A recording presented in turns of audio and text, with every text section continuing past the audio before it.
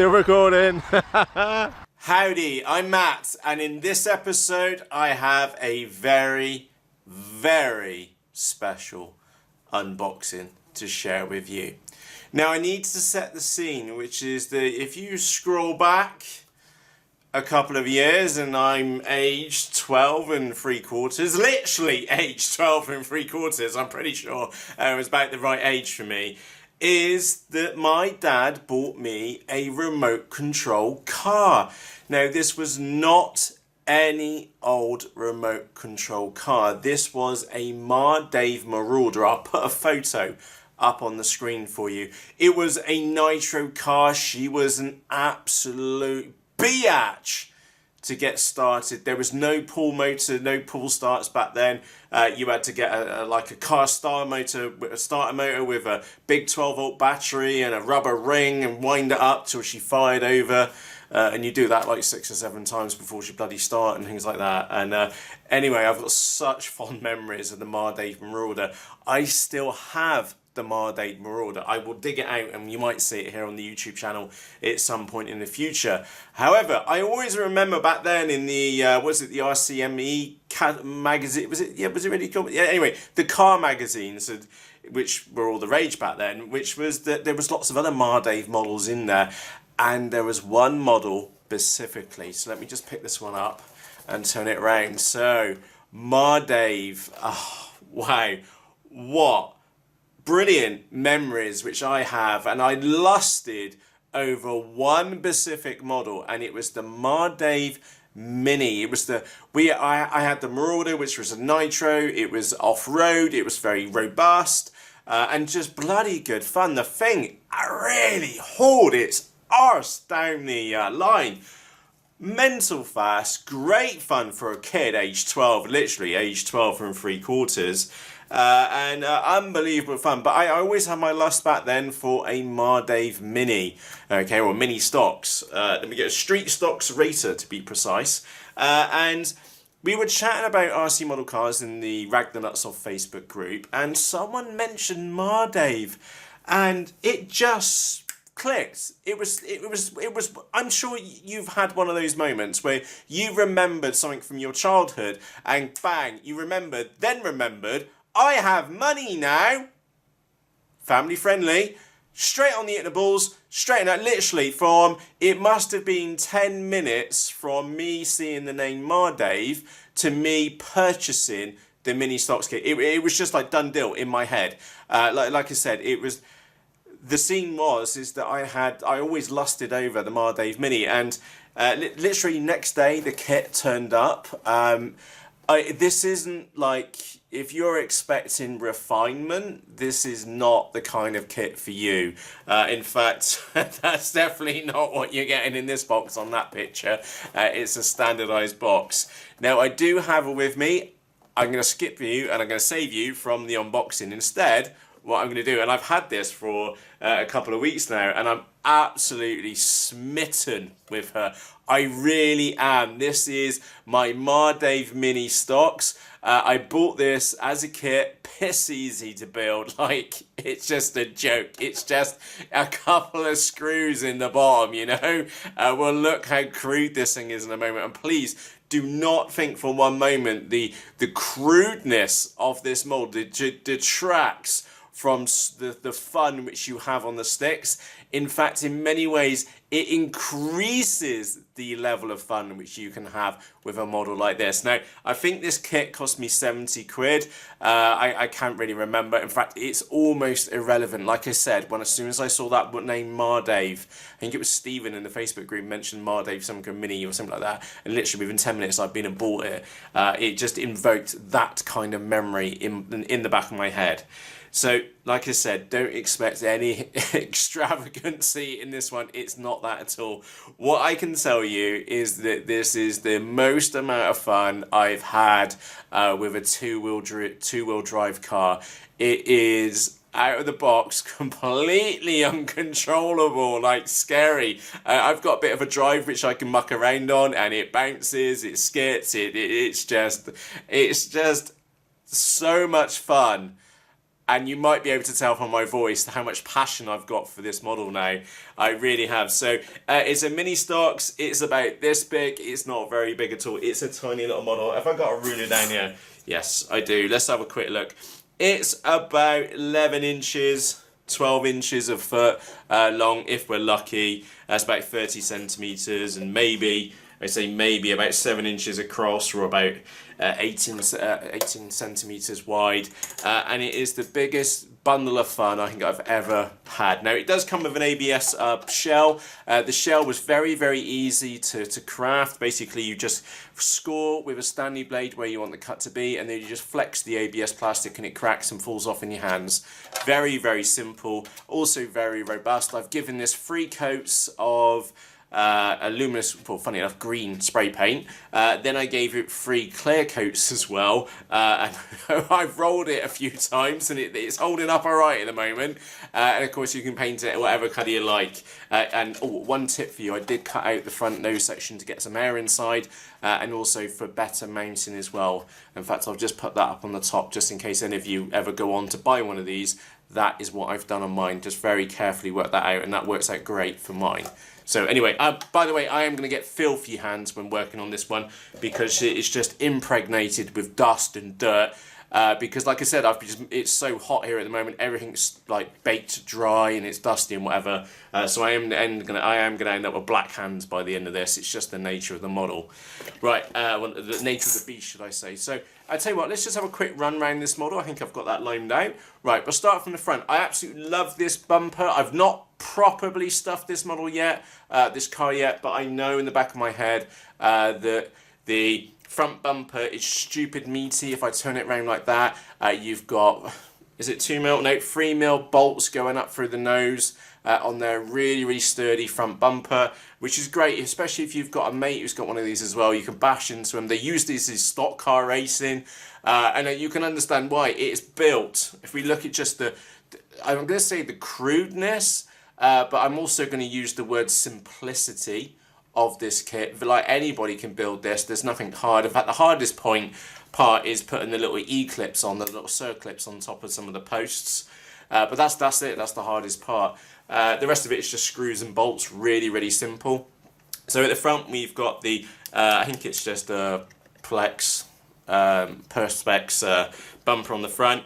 We do have foam tyres going around. They do, again, Mardave have their own little wheel connector, which is not compatible with something like Tamiya, for example, although I will be trying to give it a whirl, at least with the front wheels from an old Tamiya RC car, which I've got. The TA03 chassis is what I've got on that one, so I will be nicking some wheels off that one. Anyway, foam tyres. Surprisingly grippy considering the very little amount of throttle management control I have, even sticking Expo in the receiver. I really need to look at that curve in more detail in the transmitter, and yes, I am using my Tyrannus for this. I did buy the kit while it was slightly more expensive, and again, if you were looking at this kit, I'd also probably suggest the same to you. Do go for the kit, which does come with a motor. It's a 540 size motor, brushed motor. It does come, mine came with an ESC and the servo. So easy just to put this stuff together, and yeah, just build time about, I don't know, half an hour. Probably the longest bit of the whole build was just soldering on the wires on the back. That was probably the longest bit. Oh, actually, no, by far the longest bit was doing the body shell itself, because it took so many layers of paint and etc, needed time to dry. So that was definitely the longest part. Then we've got the speed controller in there. It takes up to a 2S battery. I'm going to go and grab the batteries which I'm using. I've been using these batteries for a long time. You're supposed to use like a nickel metal hydride ones, but I've been using these little zippy 1000 milliamp for 2S packs. Like rocket ship, you can get about 15 minutes minimum out of one of these packs. Really, really good fun. In fact, I'm even thinking of doubling one up just to do it like an endurance run. Anyway, little simple 2S battery, absolutely like a little rocket ship this thing is, with that battery. simple wiring which I've got now, ESC servo, dead straightforward. I'm using one of those terrible V84 whatever it is receivers. I won't use them in model airplanes anymore, but it'll be fine in the car, which I found out is fine. So I've just got that velcroed in. The ESC, I've been really crude and just cable tied that on. really crude, but it's just worked out so well. Again, it kind of goes in with the simplicity of the rest of the model. Getting towards here at the back, you'll notice the drivetrain really is from motor to drive cog and then into this. It's a fixed shaft at the back of the model, so there's no differential in there. It is just hardcore. This model, like I said, it is so much fun.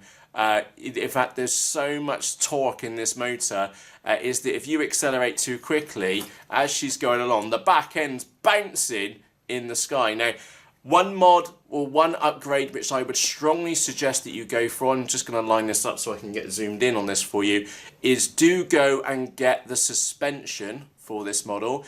You can just see, and it's only the front suspension, which is just down. I get my pen in there, and it might focus, it might not.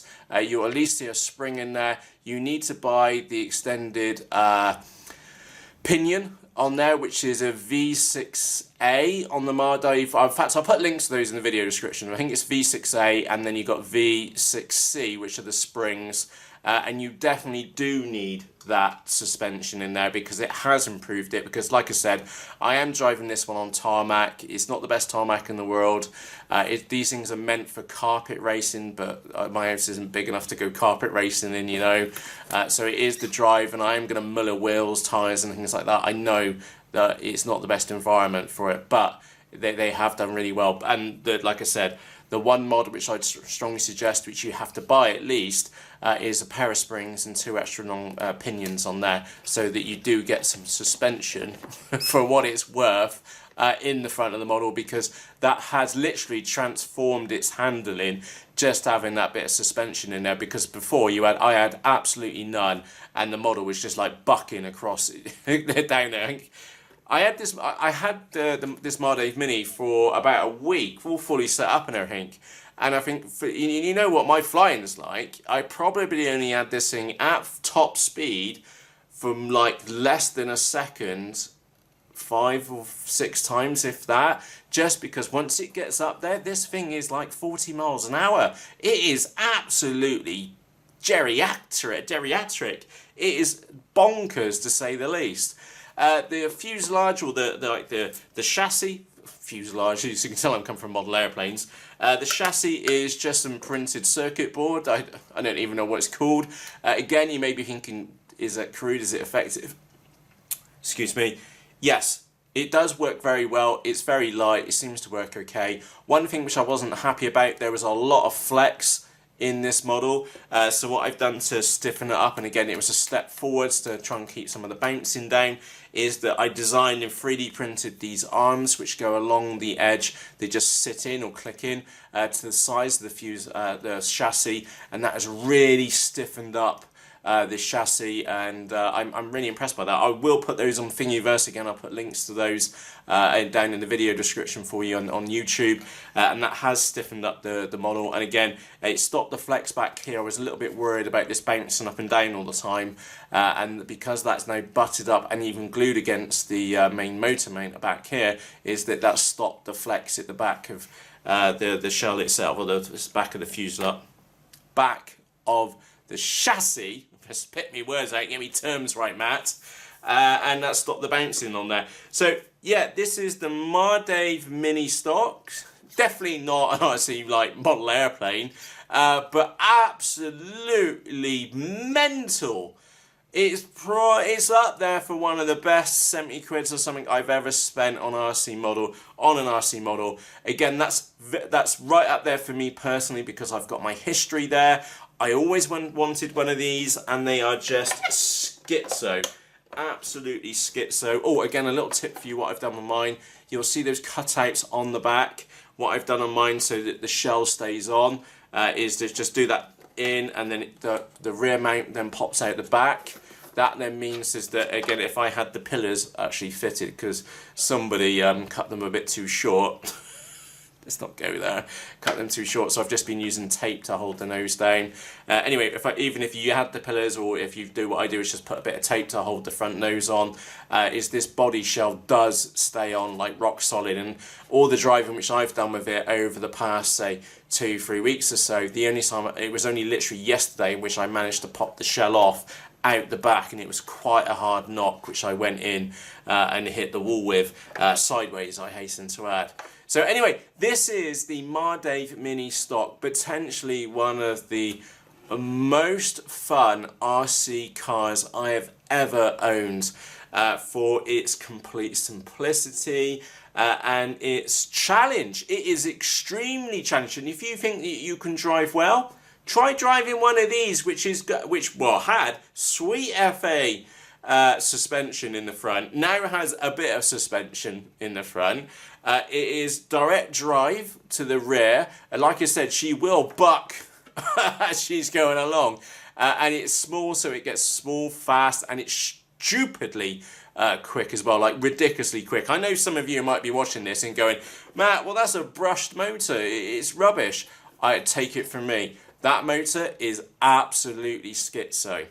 So I'll tell you what I'm going to do is that I'm going to cut to some footage of this one mucking around in a car park somewhere. I don't know where I'm going to take it just yet, but I can assure you this thing is absolutely schizo, and I sincerely hope that you enjoy this thing just mucking around. For me, this has maybe, it's maybe a little bit of a sentimental thing to it.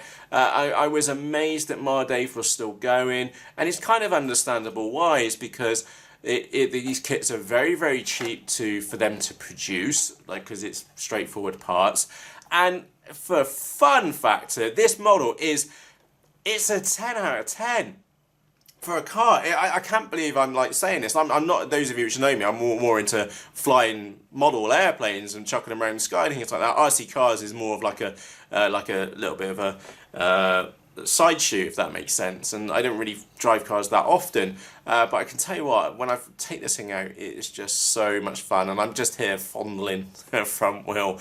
It is so simplistic and such a handful on the sticks. I think it will give any RC car enthusiast a run for their money, because it is so simple and it is just so much fun.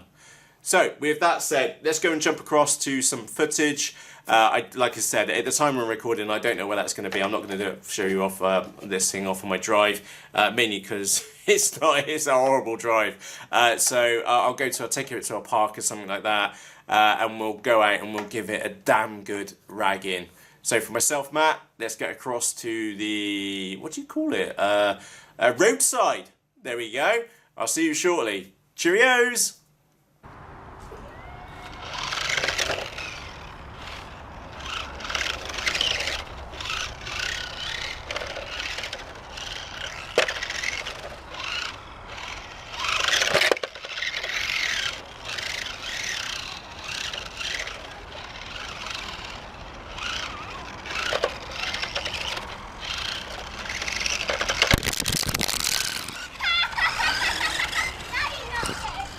Still recording. I hit my phone. Abby, mind your sister.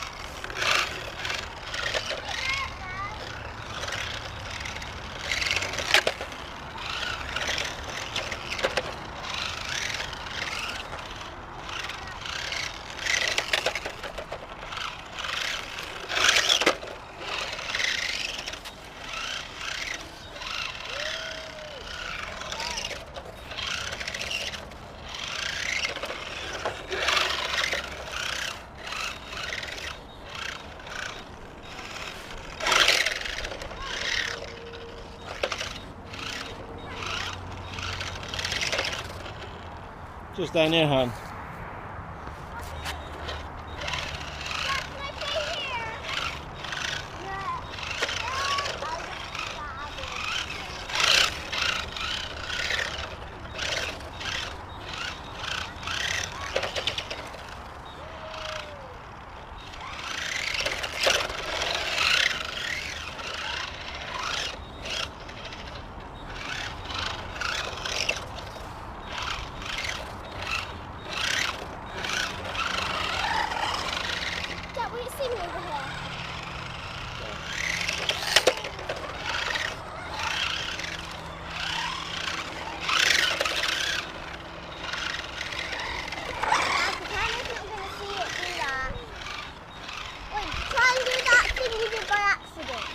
Oh yeah, that was a fluke, wasn't it? I can do it.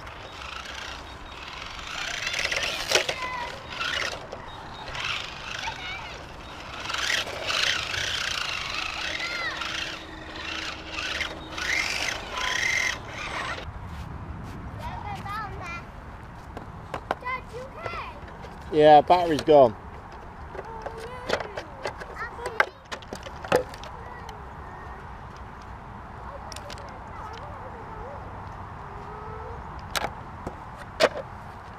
That's all it is.